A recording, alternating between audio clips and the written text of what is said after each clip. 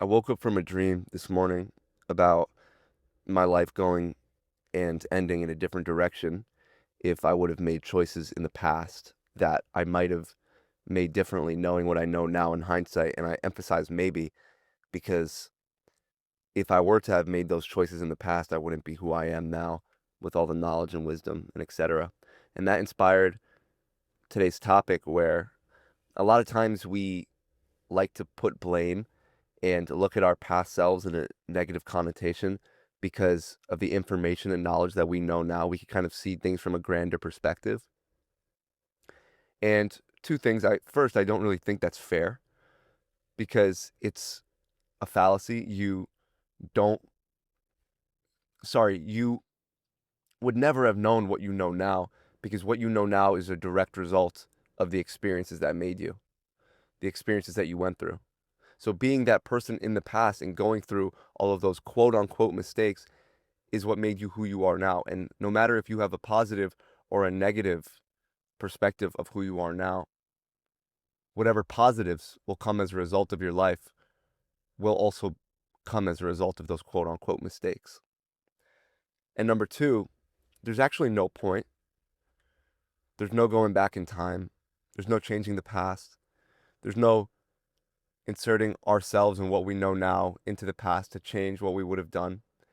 And I know that you may even know this logically, and still there's a bit of resentment and anger there for past you for, you know, quote unquote, just do it that way. And it's so obvious and it's so clear to you now, but it's not clear to you. It wasn't clear to you back then. So, what do we do with this? What do we do with this entire framework? How do we recognize the past? And how do we recognize our negative perspective of it and who we were in the past? And how do we fuel that into making better and more concise decisions that we will be satisfied with in the even deeper future? And I think it comes down to the very same model that I talk about often, and that is fear. Look back at those negative choices that you made, or, the perspective you have of those mistakes that you made. Why did you choose the way you did? And don't frame it in a way of positive and negative. Simply put, and be brutally honest. Why do you think you made the choices that you made? And of course, the obvious answer is that's what you wanted to do at the time. That was, the clear thing to do at the time. But what were the emotions fueling those decisions, even if they were unconscious? I think a lot of times we can look back and we can see past us was making decisions in the very same emotions we are trying to conquer now. But maybe they were unaware of the sort of trap that those emotions had on them. And again, ask ourselves, why do we want to go back in the past and change what has occurred and change the mistakes that we made? What are we seeking from those past experiences? What are we looking to relive as a result of not making those mistakes? And whatever it is that we want in the past, why can we not have it right now? Why can't we not have it in the near future? What resenting the past version of ourselves does, it does a lot of things, but it does a couple very main things. And that is, number one, it sets up the sort of perception that we can't have those things now. So, in a way, when you resent past you for making those mistakes, making those choices, why? Because if you were satisfied with your life right now, you wouldn't be showing resentment to your past self. You wouldn't be showing resentment to the past at all. This all comes back to our current framework of who we believe we are right now. Because we believe we made those mistakes because we believe that we missed out on certain experiences. If I would have chose this, then I would have gotten that, and that would have been so great. But we can't change the past. So what can I do now? What can I change within myself to open myself to having those things right now or in the near future? Another brutal truth is that the version of yourself that you're looking to become doesn't hold anger at the version of you right now. So for long as you're holding anger at your past self, you can't be that version of you. Again, we only show resentment And we only sort of ruminate on the past because we believe we missed out on experiences that we are incapable of recreating now. And when I mean recreating, I don't mean with the same people, I don't mean in the same environments, I mean the same experiences emotionally. Because that's what it comes down to. We can categorize certain experiences and scenarios by the way that they impacted us emotionally. And that's what we're seeking now. So maybe you're craving that connection that you think that you missed out on years ago. And you're beating yourself up, or rather, you're beating your past self up in a sort of rumination perspective way. When in reality, you should be working on yourself right now to open and align yourself with the possibility of experiencing that again, becoming a more confident, empowered, and anxiety free version of yourself now, so that it is easier to find that thing that you are now reminiscing and feeling nostalgia upon. Past you didn't know any better. And actually, if past you did know better, maybe it would have been for a worse alignment. Maybe who you are now and the transformation you're undergoing right now is all part of the process. Maybe you needed to be that person in the past, and maybe you even need to be the person that you are right now to become the version of yourself that you've been seeking and wishing for all along. And that's the thing. We have to realize the pointlessness of a lot of the things that we do. What is the point in holding anger for our past selves? What is the point in trying to sort of imagine the ways in which a lot of things could have went differently? What we should do is focus on the now, focus on what is ahead of us. If we're getting caught up and we're trying to move through all of the patterns and the forest of what could have been, we're going to miss the very fact that by changing our state of being, by freeing ourselves emotionally and mentally now, we can experience even better. Whatever we think we missed out on, whatever we think past us ruined, we can experience even better now. Use that anger that you feel towards past you and alchemize that into motivation, into being free in the present. Because what we're seeking isn't in the past. What we're seeking isn't going to be found by analyzing what went wrong. It's going to be found in observing and doing what feels right now. And again, we can actually take this back to our very relationship with our thoughts once again. And that is, why are we letting, just because now the storyline that the thoughts are presenting you with is more enticing, because it's triggering a feeling of what could have been. And that's what I learned. And if many of you have experienced this before, where you have a dream or you have a sort of imagined state where you're just imagining how things could have been, it's almost as if we start to experience, I don't know, maybe 3% of what the actual experience might have felt like. And we should use that as motivation to experience the actual thing. Sometimes we get lost in the imagination of it all.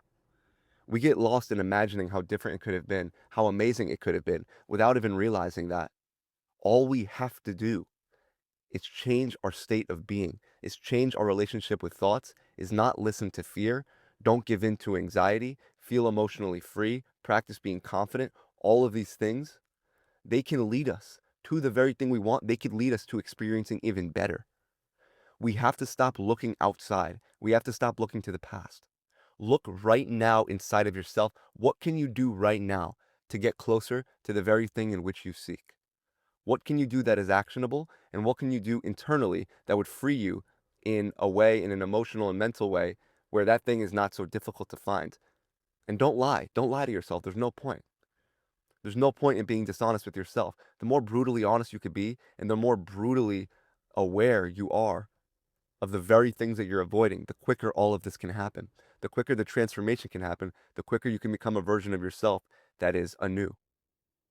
And a quick thing, a quick caveat, when I say a version of yourself, you're not being or acting like a different person. You're you. If anything, you are more you than you've ever been, because you're not allowing fear, anxiety, defense mechanisms, and trauma, all these different things, to play a factor in the personality system of who you are. So you're not acting like a different person. You're acting like you. When you walk into a room of crowded people, you walk into it with the same confidence you do when you're walking into a room with your family or your friends. That's what I'm talking about. It's not about being someone else. It's about being a different state of being, us. That was just a quick caveat. And it comes back to our relationship with our thoughts. It comes back to just because the thoughts are decorated in a certain way, now they're showing you what could have been years ago, that for some reason now we believe that entertaining thoughts is going to be somehow good for us. It doesn't make any sense. And I truly do think that we can mourn the past while moving forward. We can allow nostalgia to exist. Nostalgia isn't a bad thing. It's a reminder of what we want in life. It's a reminder of the happiness we once felt and that we're capable of feeling again in different people, in different places, in different situations. Things flow very easily, probably, as you remember it in the past. You didn't have to do much work to meet that person. You didn't have to do much work to have that friend group. You didn't have to do much work to enjoy yourself. But that's the nature of life. At first, many times, in our younger years, we are handed things. You don't have to go to a great inconvenience to experience the things that you want. But in that inconvenience, in that difficulty, we find ourselves. We find who we truly are. We aren't our parents' kid. We aren't our brother's brother, our sister's sister. We are the very identity that we're giving life to. And again, we have a choice in that identity.